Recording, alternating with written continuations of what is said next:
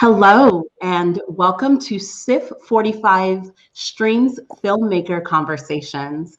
I am Chinanya Nkemera, co-founder and director of strategy for Enlightened Solutions, a nonprofit workplace advocacy firm here in Northeast Ohio. On behalf of the Cleveland International Film Festival, we want to give special thanks to PNC for sponsoring our Filmmaker Conversations content throughout the festival.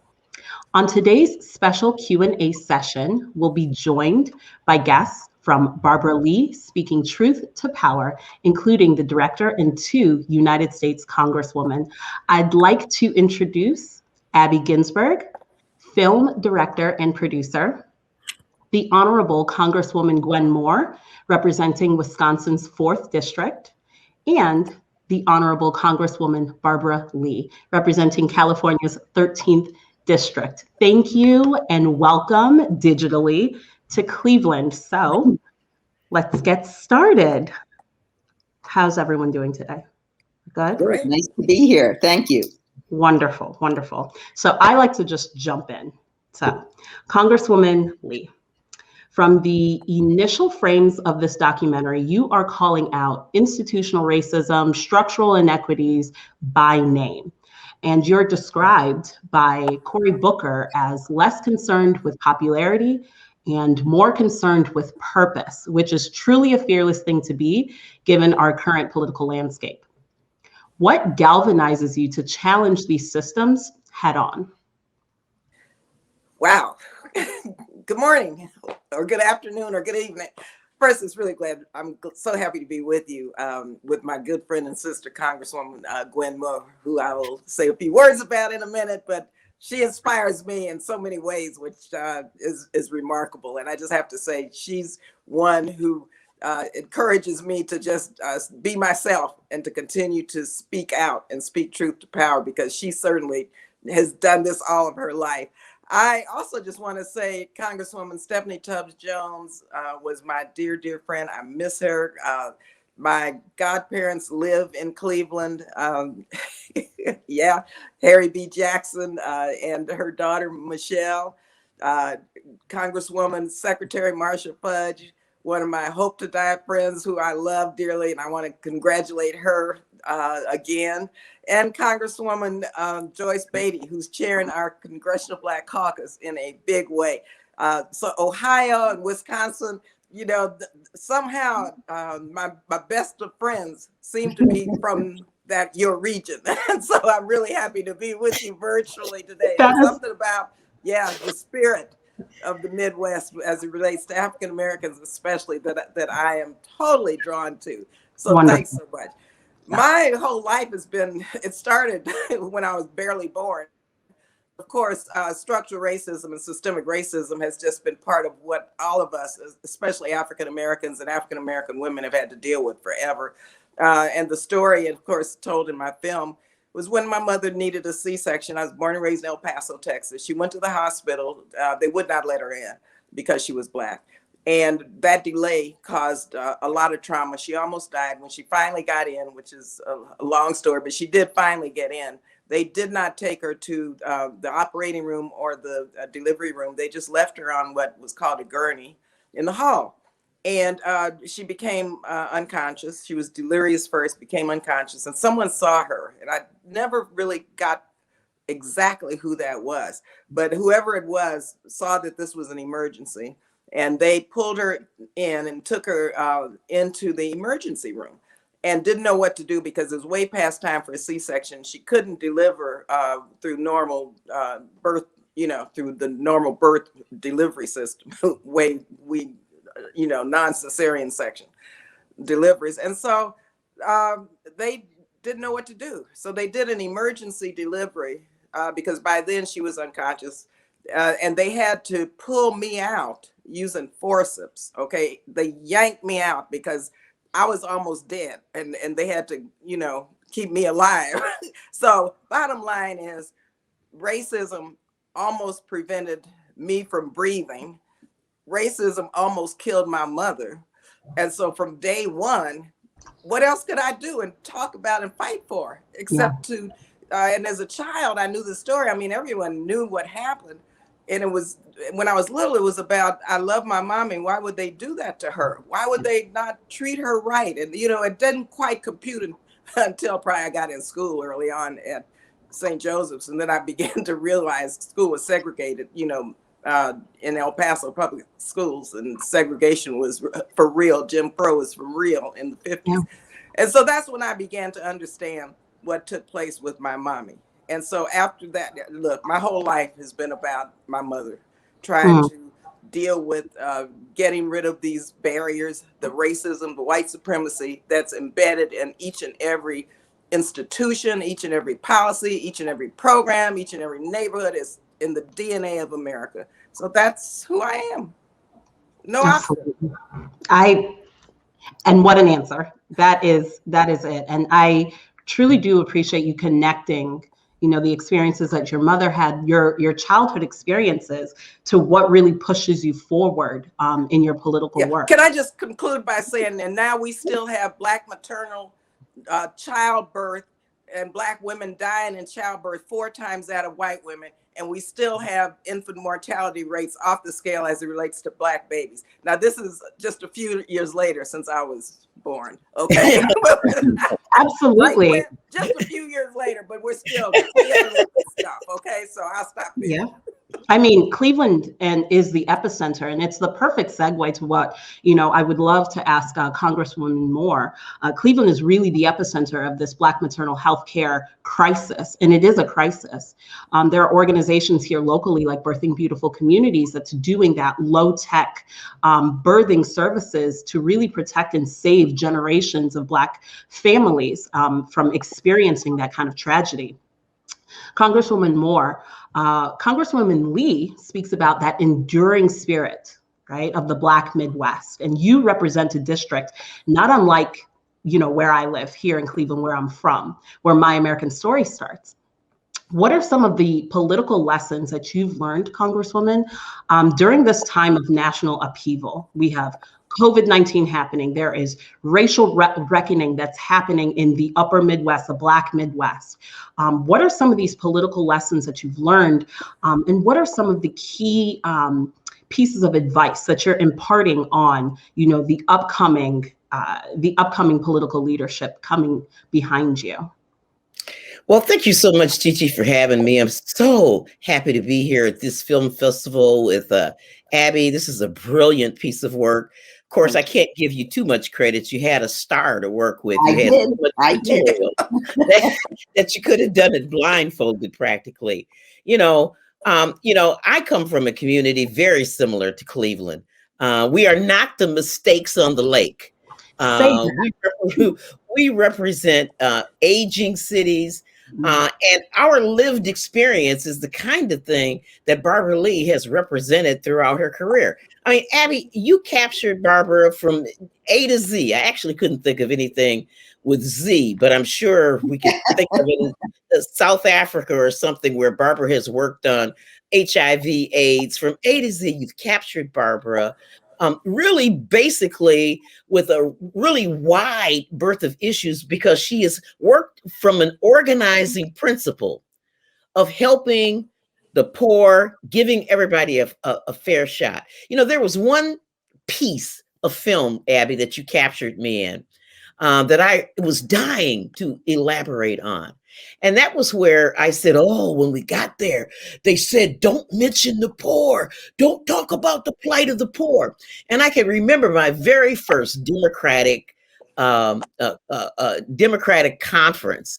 I got into like a knock and drag fight with the then minority leader, because our pollsters were telling us, don't mention the word poor. Don't talk about poverty. And I was saying, well, why the heck do you think you're not getting elected? Why is it that we're continuing to be in the minority? We're in the minority, you know, because the very people that you leave on the side and you don't want to address their situation, you know, why should they be stupid enough to get up and vote for you? And Barbara Lee broke that fight up by collaborating with the then minority leader, who has since then become a champion of elucidating inequality making that a part of the Democratic message, and she's the policy and steering committee, the highest ranking African American woman in United States politics, and in Congress. But she used that agency to lift up the plight of the poor and change the conversation from the welfare queens and rhetoric that Democrats had widely adopted. Oh, we got to end helping poor people. And this is what I cherish about Barbara, among the other things in the ABC that she does. So can I just pay a compliment back to Gwen? Absolutely. How grateful and lucky I felt to be following Barbara, following you in Milwaukee. Because we had a couple of experiences on that day in Milwaukee that I don't know where else I would have gotten it. So go to a barber shop with ex-felons, making a huge difference. Let me say, I have never been into a bar. I've been in a lot of Black barber shops. I've never been in one that is that big, that fast with that many people. We went to the daycare early education center, and we went several other places that didn't make it in the film. But I want to thank you, Representative Moore, for the work you do on the ground in Milwaukee that enabled us to tell this sort of larger story about how important it is that we include everybody in the demands that are being made for this society to sort of shape up and show up for everyone. And but I tell you, Milwaukee is lost in this aggregation, Abby.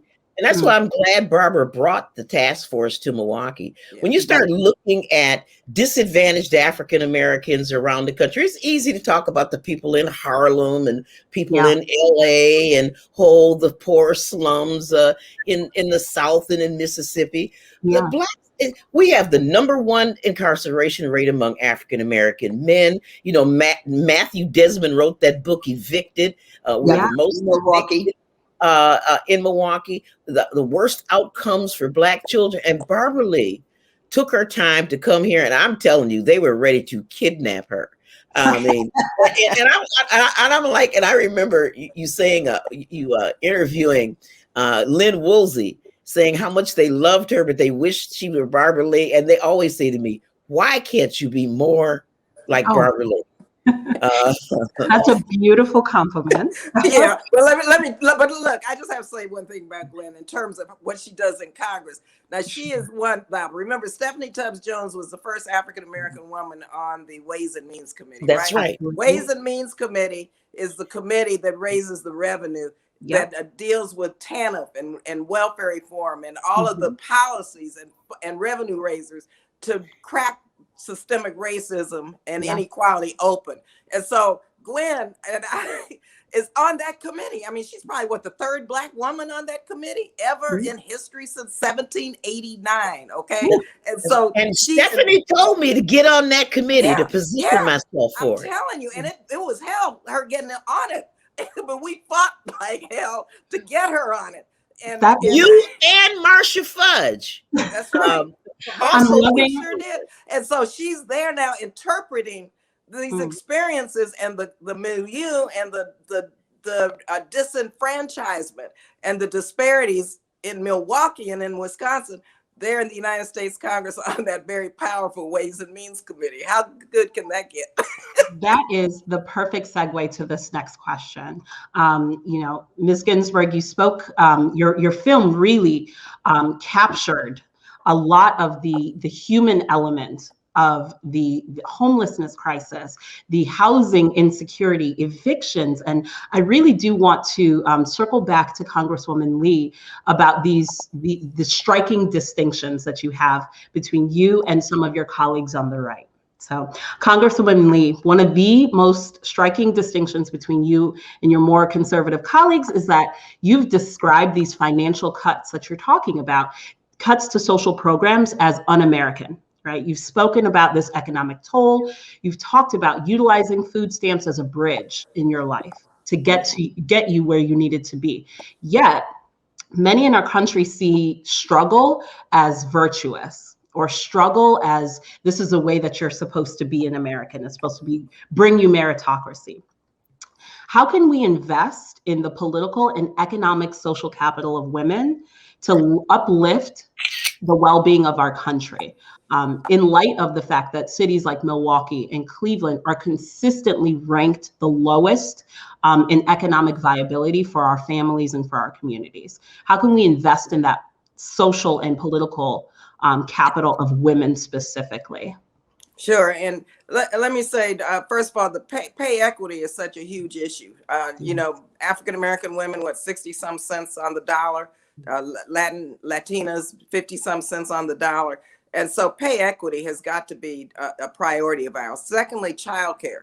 So many women are raising their children like I did by myself, like Congresswoman Moore did. And we need access to childcare. Affordable, good quality childcare. My kids went to school with me, to college, because I couldn't afford childcare then. And when I finally did, there was like a 2-year waiting list. And it was awful, and it's still awful. And so we have to invest in childcare. Housing. Yeah, so many are unsheltered. In my district in Oakland, it's abominable. It's a shame and disgrace that in a very, very wealthy area in my district, 80% of people who are unsheltered are Black, okay, with a district of about 18% African Americans. And so, you know, investments like this, and I think the Biden-Harris administration really understands it's going to take that, but we have to repair the damage of the past, of the last 401 years. We can't just make these investments without reparations, okay? And so we have got to pass HR 40, because I really believe that that's the only way that the system, that the transformation in this system will happen. And also my bill, HR 19, which calls for a Truth, Racial Healing, and Transformation Commission, because we have to have this day of reckoning like other countries, over 40 countries have had after genocides, crimes against humanity, slavery. We've never had this in America, where a legal system of slavery for over 250 years was challenged publicly, the facts laid out, because, you know, we can't, people talk about healing now, reconciliation. You can't do any of that until the truth is told and you come to grips with that. And we're not saying reconciliation, because there's nothing to reconcile in America as it relates to African Americans, indigenous people, you know, who have been left off of this place, out of this system. But it's transformation. How do we transform this system? And that's through reparations. And so we have to see this as in a really broad perspective, and do these investments that are needed, like now, like today.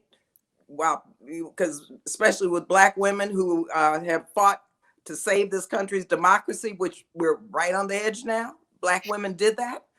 And so we deserve today to insist that our government invest through their tax code, in many ways, through appropriations, which I'm on the appropriations committee, to make sure that right now justice is done. But long term, we have to have reparations. And I'm going to keep fighting for that until we do see reparations. An excellent point. I do want to jump to our director, Ms. Ginsburg. I find this film to be a human interest story, right? The interesting life of Congresswoman Lee. Nevertheless, others may view this film as inherently politically left. It's just a politically left film, and they'll cast it off as that. I want to ask you just directly, do you see your film as inherently political? And on the topic of representation in politics, what advice do you have for filmmakers that do want to make these kinds of political documentaries? I mean, it's hard to divorce politics from Barbara Lee. I mean, that's the problem. I've got a human interest story about a woman who herself is inherently political. And it is, of course, what drew me to wanting to make the film. You know, as I say elsewhere about it, you know, it's like Barbara Lee has inspired me so much of my life. And so the chance to actually explain how people's lived experiences then affect them and help them become even better advocates on the floor of Congress is really what I was trying to show here.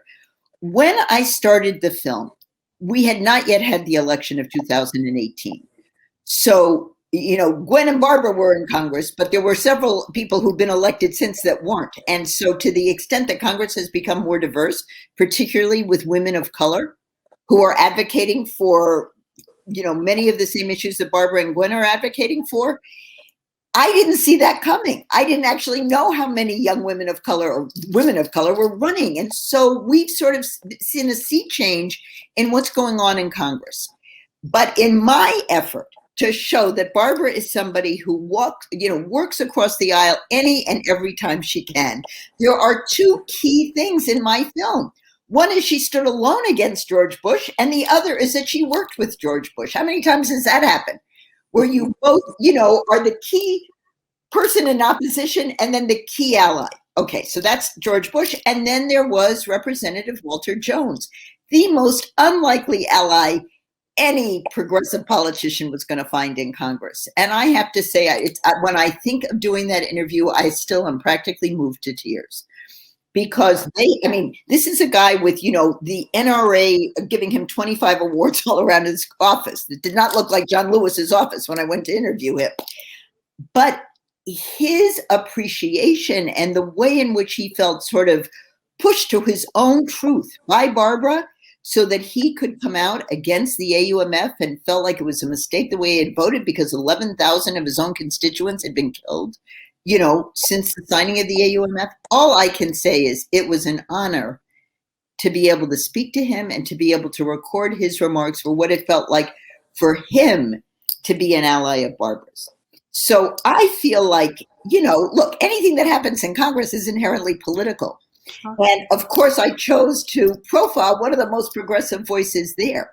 But in doing so, I wanted to show some of the complexity of it and the challenge that people like Barbara and Gwen face every day trying to find allies around issues where there may be one or two Republican votes we don't know about.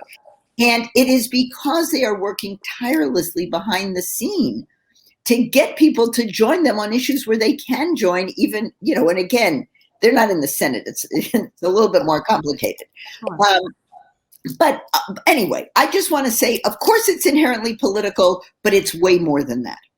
Wow. Well, and it's legislative, if I can make this intervention. I mean, the takeaway from this, there are so many people who are just fantastic advocates.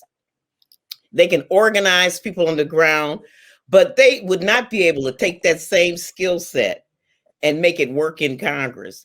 There are people who are just deal makers behind the scenes in the smoke-filled rooms and can put the package together.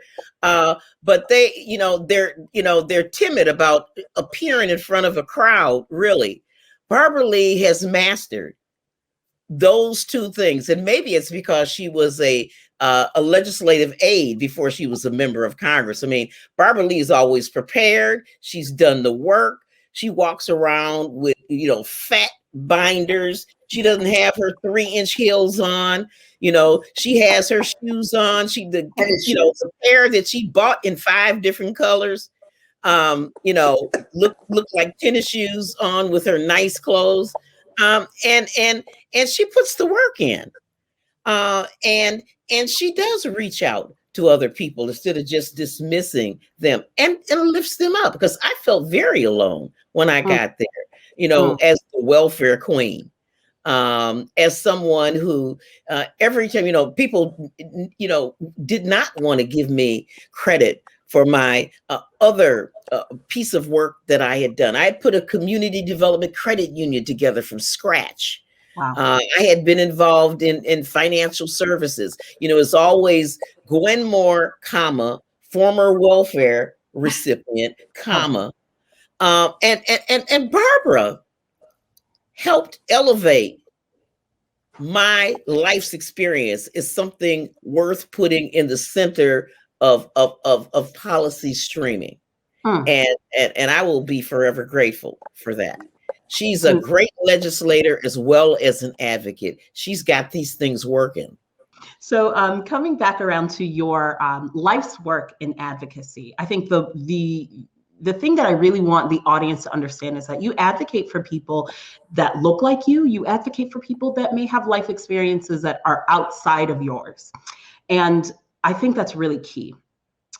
So my question is, representation is key for all marginalized people, including those that may not share your life experience. You declared a state of emergency in Alameda County during the 1990s due to the HIV/AIDS crisis, and pressured former President George Bush on AIDS funding, support, and policy initiatives at a time when conservatives and America in general was a little bit more conservative about this crisis, this disease. I did want to ask you, how were you able to invest those kinds of power players and let them understand the importance of this mission? I know our director talked a little bit about it, but I want you to really expand on how you were able to invest those people that were not going to be your natural allies. How were you reaching across the aisle and reaching into another branch of government? You know, I think it's important that we always remember you try to find some common ground. I mean, you may not be able to, but I always start there because I know we've got to deliver and do what we have to do. And in this democracy, you have Republicans, Democrats, Greens, Independents, people with no party affiliation. So if I'm going to accomplish what I want to accomplish, I have to see if there's some common ground. Okay. I.e. George Bush. Okay. When and Eddie Bernice Johnson was the chair of the Congressional Black Caucus, and we had our first meeting, and she's from Texas, and we had our first meeting with Bush, George Bush, as president. And I had been working on HIV and AIDS prior in the California legislature, as well as in Congress on the mainly domestic front. But I knew what was taking place in Africa, in sub-Saharan Africa, especially as it relates to HIV and AIDS. And also, I had been working with my late predecessor and boss, Ron Dellums, who had been working on HIV and AIDS in Congress. So I said, this is the time to bring this up with Bush, because I knew a little bit about his background in terms of his tendencies on humanitarian efforts, right? And so I wore this button, this beaded red ribbon that the women in South Africa made to raise money for AIDS projects, care and treatment. And I wore it purposely.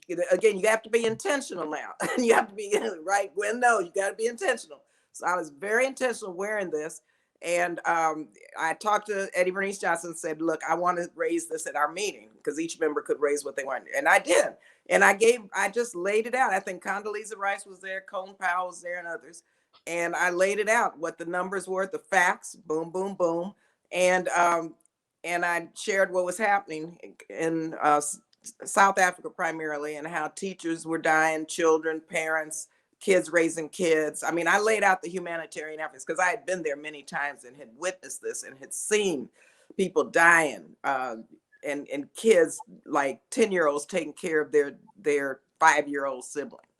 Okay, this is and I've seen the caskets along the roads being built. They couldn't build enough caskets in enough time to be able to bury everyone. I mean, this was like, you would not believe. So I laid it out like that to him. And I said, and Mr. President, I think you should take the leadership in helping us address this. We need something bold. We need you to say something in the State of the Union. We needed to have resources, major resources attached to it. I said, because we can lead the world in saving lives. And then and he turned to Condoleezza, he said, Condi, why don't you follow up? And he said, I'll have my team work with you on this. And he didn't say anything else except look to Condi and Colin Powell and said, we'll follow up. We'll have him follow up after the meeting.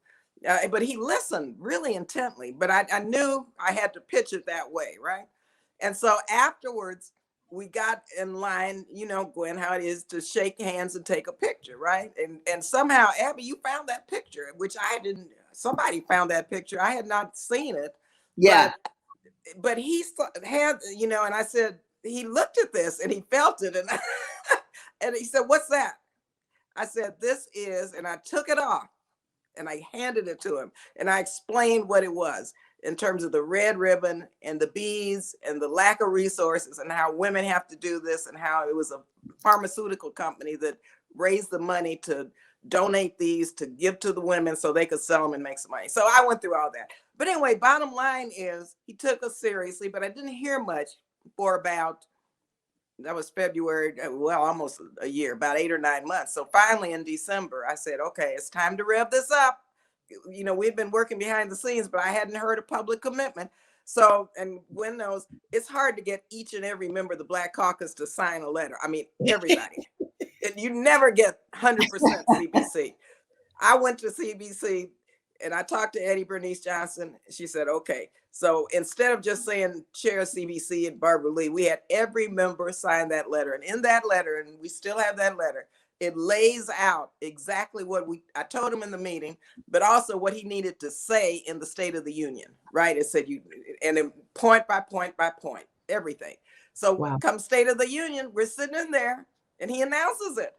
And you don't know. That must have and he announced it, everything we said in the letter. And so I give him a lot of credit because he was the president. And when there was a lot of controversy, because I had to work with Republicans on this, it was a hard, heavy lift. But he invited me to the bill signing, right? And I'm looking around. Now, this is a thing for primarily the continent of Africa, even though it was everywhere by then, AIDS, the pandemic. But I looked around the room, and it was all white men and that's signing. And, you know, I heard later there was some scuttlebutt about me being there even. And, but evidently he or someone insisted, and I was sitting there and he acknowledged me in the signing ceremony and statement. And for me, it was like, gosh, you know, I even had to fight to get here. And I looked around at all these guys, you know, and Barbara Lee. But so it was organizing. It was a Black Caucus organizing. It was knowing, and I'm a psychology major, psychiatric social worker, knowing how to come at people, what angle, what perspective would get them. And that's same with Walter Jones. So you have to really study human behavior, and you have to know people, and you have to get to know them to be able to know how to sell them on an issue. And sometimes it works, sometimes it doesn't. Well, can I just say one thing, which is Josh Bolten, who was George Bush's chief of staff. I mean, I think he says it in the film, but he absolutely said it to me in 100 different ways in the interview. It would not have happened. PEPFAR would not have happened had it not been for Barbara Lee. So that's George Bush's chief of staff seconding, you know, Barbara's influence in this whole process. Switching gears. You know, it's a big part of her foreign policy footprint. You know, it's the same thing that she does domestically, she does with foreign policy as well. You know, when Obama normalized relations with Cuba, she was very engaged with that, reached across the aisle.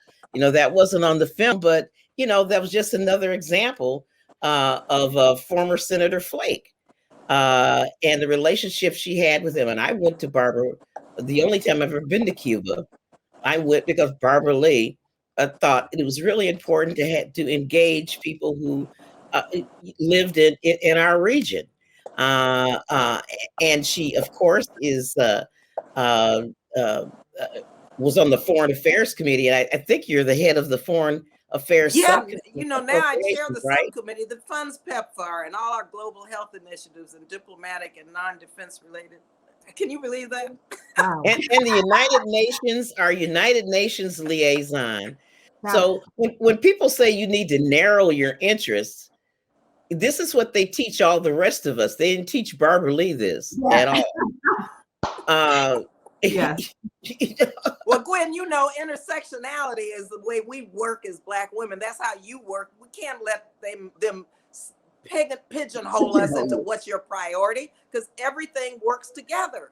You're a woman of faith. Right. You know, the scriptures tell us that everything works together for the good, or whatever it is. So today's Good Friday, you know. So, I mean, really, that Western way of thinking is not in our best interest. At all. Sorry, Switching gears a little bit. No, do not apologize. This is y'all's space.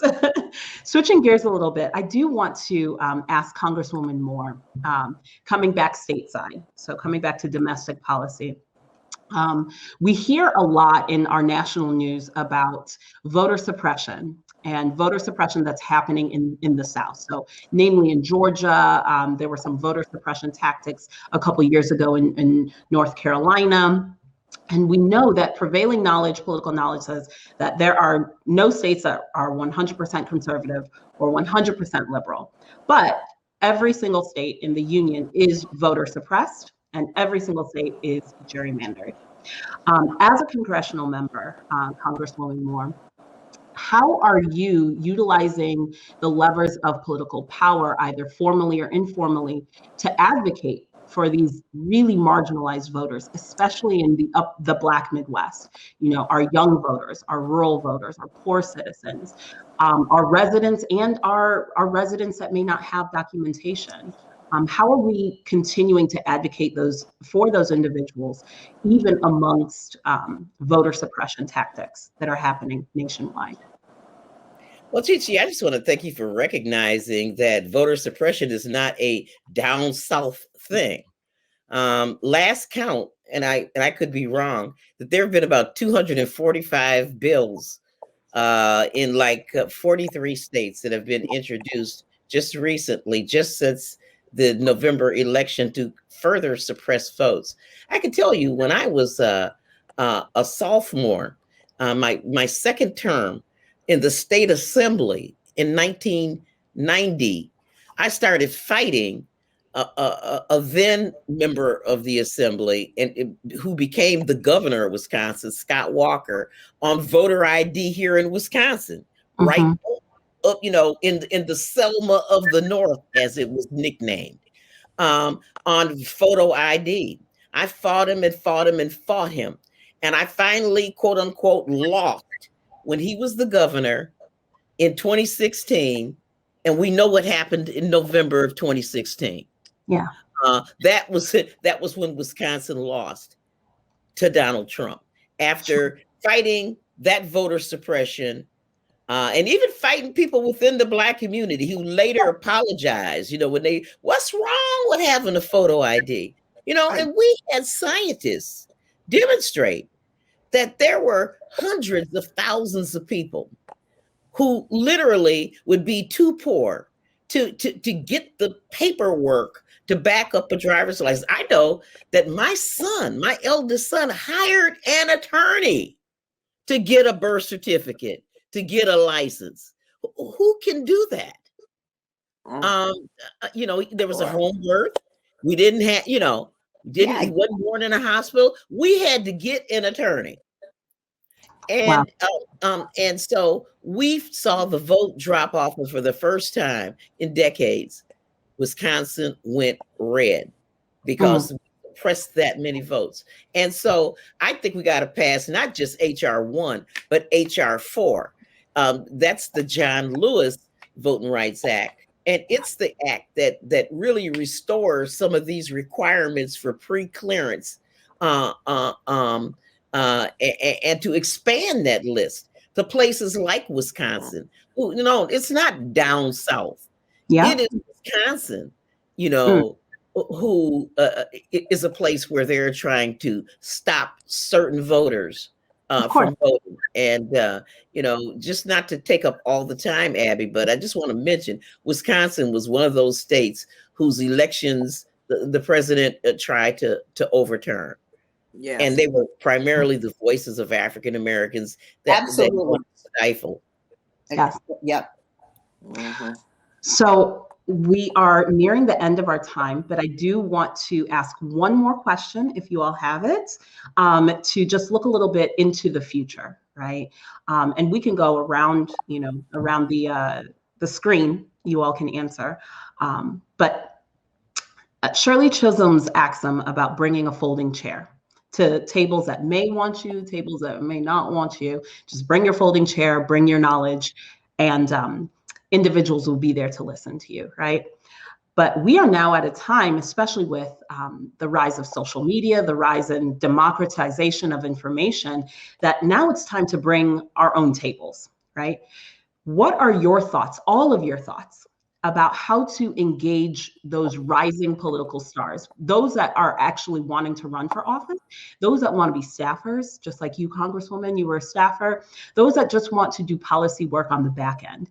How do you, how would you engage in, you know, supporting these rising political stars and capitalize on that momentum for Gen Z workers and millennials like myself, who are attempting to really put themselves in the forefront of their political beliefs? Gwen, you want to go? And I'll Well, finish Barbara, you can have the last word. As you were asking the question, Chi-Chi, I started thinking about the first time I got involved in any kind of political activity. Sneaking out of the window so my mama wouldn't see me going on marches with Father Groppe and Phil Phillips climbing back in the window, and my sister so terrified that mother was going to beat me to death. Getting hit in the head with I was 15. And my mother couldn't stop me from doing it. She started making food and providing food so that the meeting could at least be in the house. I wouldn't be killed out in the street. It is that understanding and recognition. I think that Coretta Scott King really, enunciated so long ago. Every single generation has got to pull this weight. We're not going to get this all done in one generation. I was so happy on your film, Abby, to see that you engaged our newer members, rising stars like AOC and Ayanna Pressley, people who have their own ideas. They are probably a lot more technology savvy than Barbara Lee, but yet they relate to her. Yes. As an elder, not just an old person, but as an elder with some wisdom, and Barbara realizing that her legacy can only move forward by empowering them. And that's been my thing. I have groomed so many people in my state for higher office, Black, white, male, female, LGBTQ. And it's a source of relief to me. Yes. To know that there's somebody who gives a doggone about what I care about. Barbara, you go next. Yeah, okay. let me just say to Gwen, first of all, I just have to tell you this. When Simone, my granddaughter, was 12 years old, she was coding, right? She taught me how to code, so watch it. She taught me how to code, my 12-year-old granddaughter. Now, Shirley Chisholm, that's how I got involved in politics, through her presidential campaign. And she was a phenomenal person, phenomenal Black woman. She spoke fluent Spanish. She talked about poverty elimination. She was against the Vietnam War. She was on the first, Gwen, which I didn't even know during that day, but she was one of the first board members of NARAL, the major national pro-choice organization. She was a pro-choice Black woman then.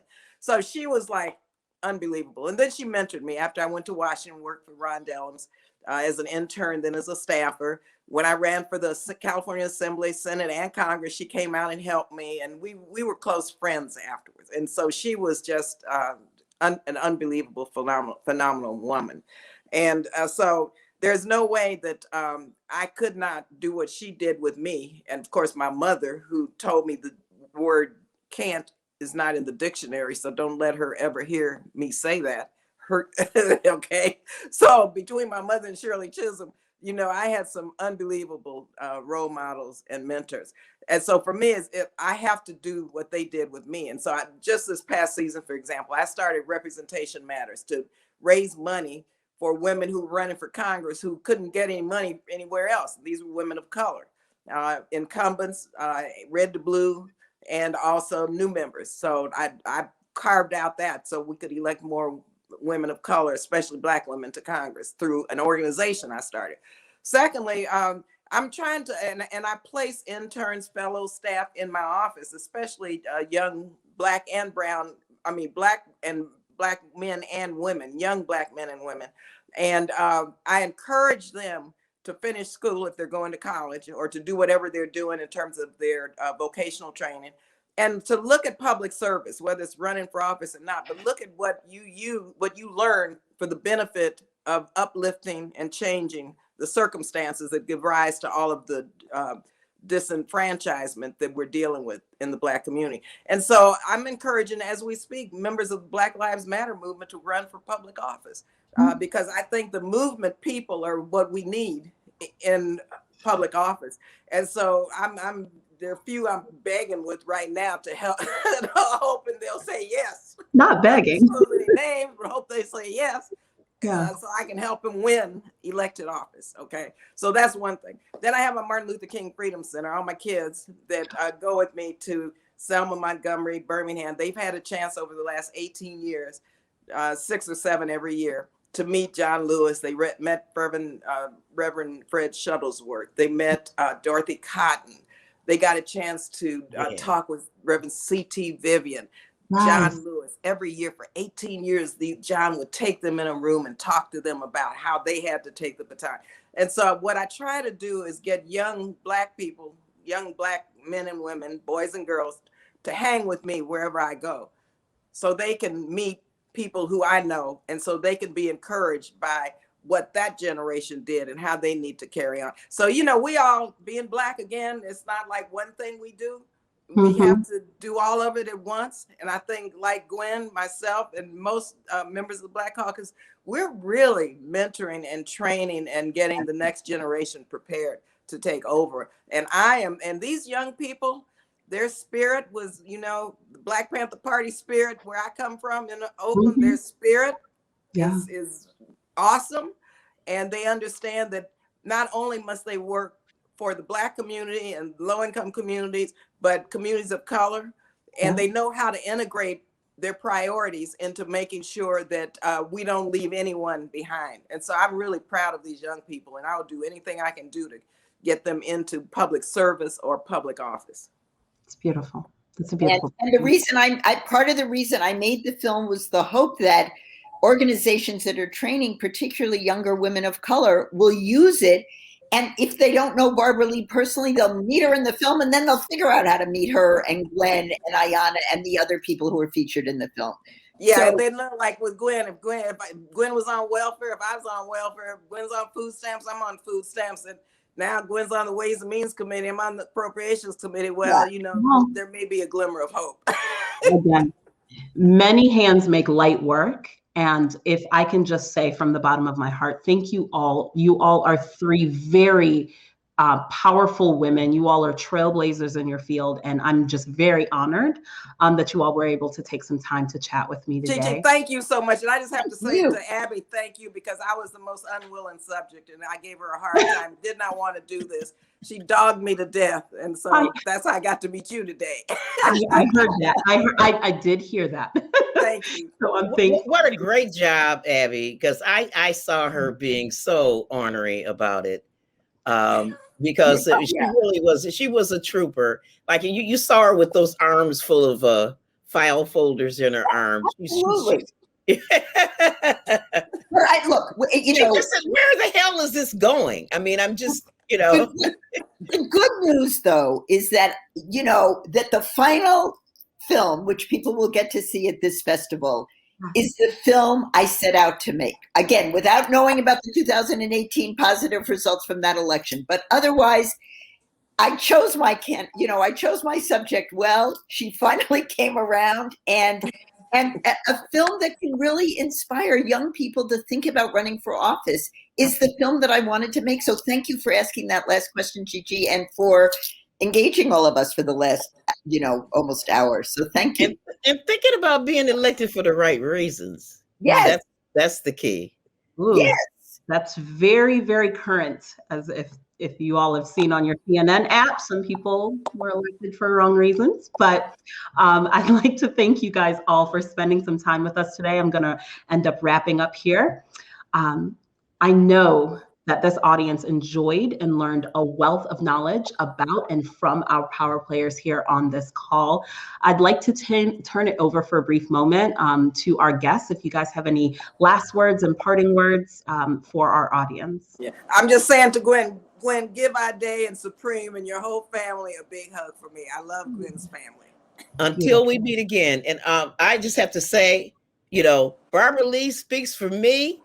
And so many people like me. She's so relatable. That's why people love her, because they see themselves in her. And I want to go back to that joint and get some more cake. Gwen took me to a place in Milwaukee where, oh my Lord, I ain't gonna tell the whole story, Gwendolyn, but I want you back to get my 3 cakes. Okay? She's married now. And 2 in the morning. Okay. Every Thank man you in so town much. came out to see Barbara Lee. Gotcha. The last chance with cake in hand. I mean, she had so many cakes. Gotcha. Yeah, it's At wonderful. 2 in the Thank you, morning Chi at Chi. a nightclub because I don't drink. They bought me 3 cakes to eat. I love it. But that's because I of Gwen Moore. I love it. I want to heartily thank our SIF audience for joining us for today's Q&A session. We would not be here without your ongoing support to bring film home. Please consider supporting our challenge match presented by the Cuyahoga Arts and Culture to support the future of our festival. Our goal is to reach $145,000 this year, and I really do think that we can do it, but we are grateful for any amount that you're able to contribute. To donate, to purchase tickets, or to check out our full schedule of filmmaker conversations, please visit clevelandfilm.org. That's clevelandfilm.org.